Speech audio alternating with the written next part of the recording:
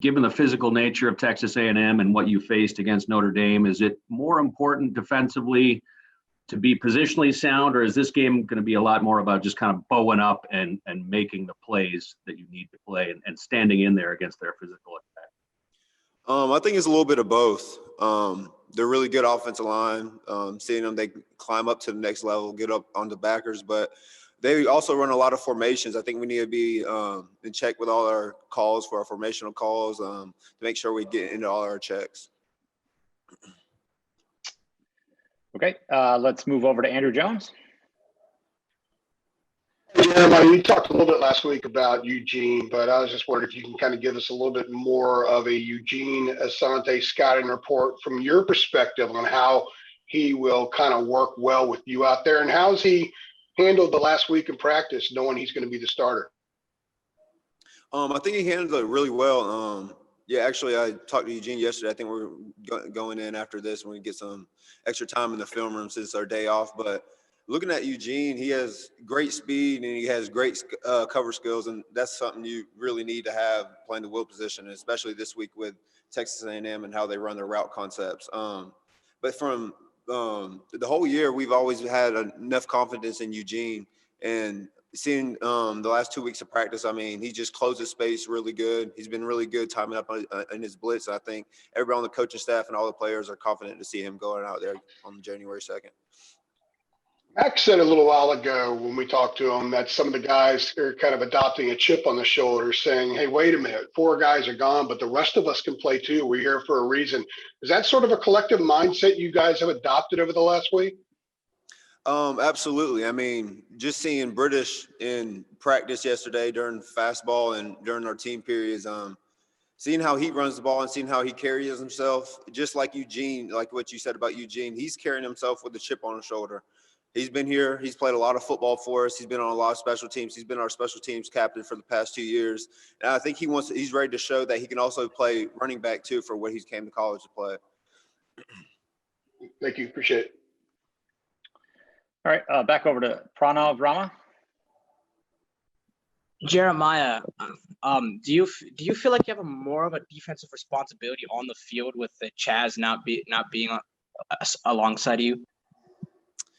I don't think I'll call it a responsibility, but I mean, yeah. I mean, I know Eugene early in the game, he's going to be excited. So I guess you could say it's a responsibility early in the game. I think I just want to make sure I get him lined up and set up early in the game so he can calm down as the game goes. But with Eugene, he actually, I mean, he played some ball for us against Virginia Tech. He actually played a lot of snaps for us. And as the game went on, he went along with it, and he was able to pick up on the calls. And he was actually sitting us down, coming to the sideline and telling us certain formations that and some of their tendencies that they were doing. So I think early in the game, he might be a little excited to get out there, but as the game goes on, he'll be able to fit in. Thanks. Okay, let's go back over to Ross Martin. Another Eugene question for you, Jeremiah. What kind of person is Eugene? What can you tell us about him as a person? Well, the first thing I noticed about Eugene when he came, because he was my roommate here in fall camp, he's a very faithful man. Every morning and every night, he'd grab his Bible and he'd pray every morning and every night during fall camp, and that's the first thing I noticed about Eugene.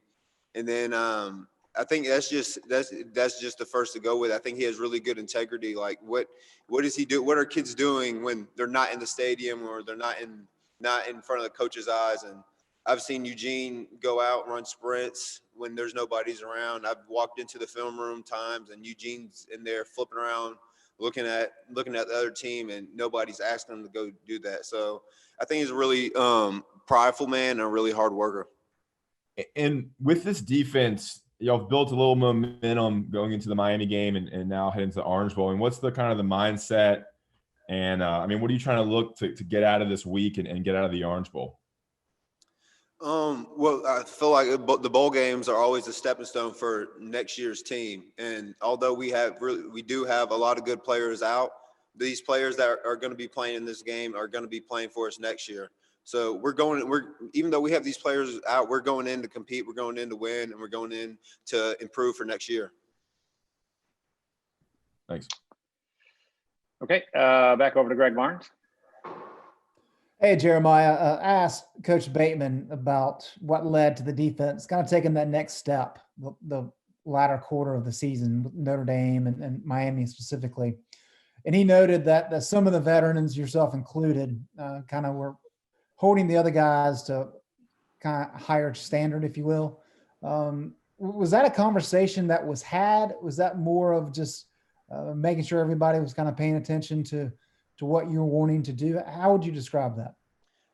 Yeah, it wasn't really like a conversation to the whole group. I think it was just word going around the defense saying that like this needs to be our standard for the rest of the year. I mean, sometimes it's us just shooting ourselves in the foot, just getting a personal foul penalty, and they're getting a first down off of that. Make sure you're in the right alignments.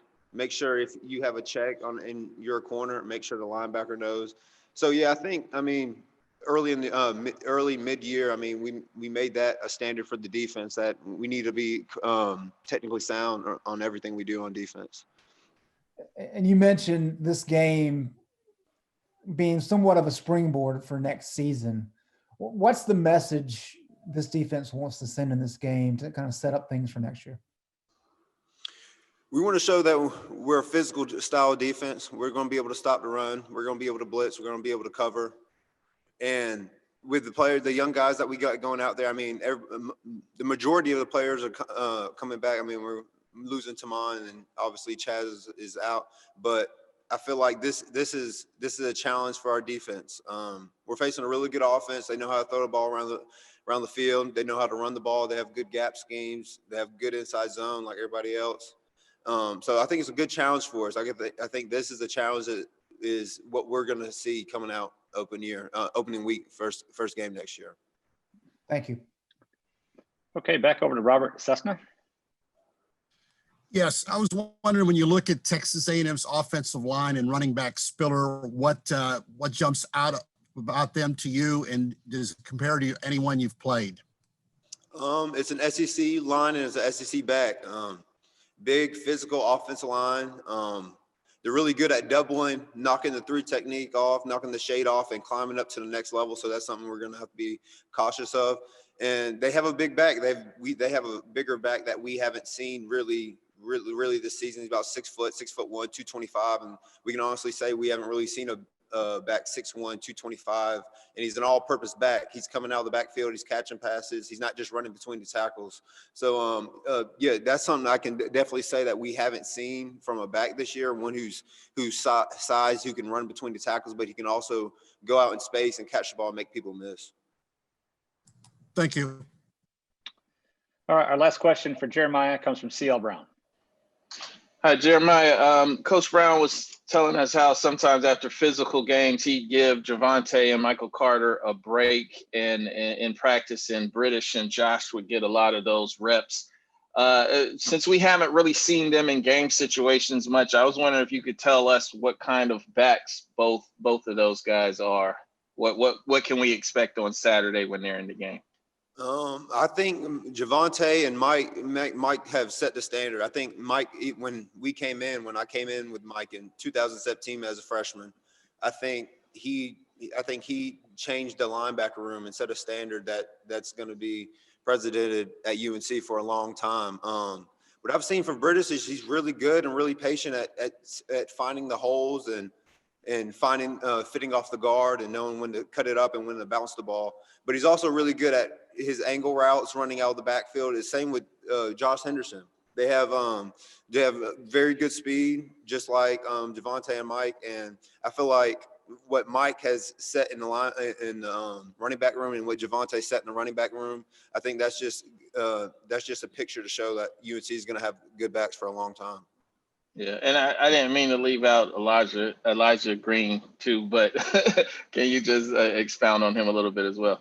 Yeah, I haven't been able to see much of Elijah throughout the year, but seeing him in practice, what I haven't noticed, he's really good in space. He's I didn't really see how elusive he was, but they're going through practice and watching practice. He's been able to make some people miss in space, and he's shown that if you give him the ball in space, he can be explosive.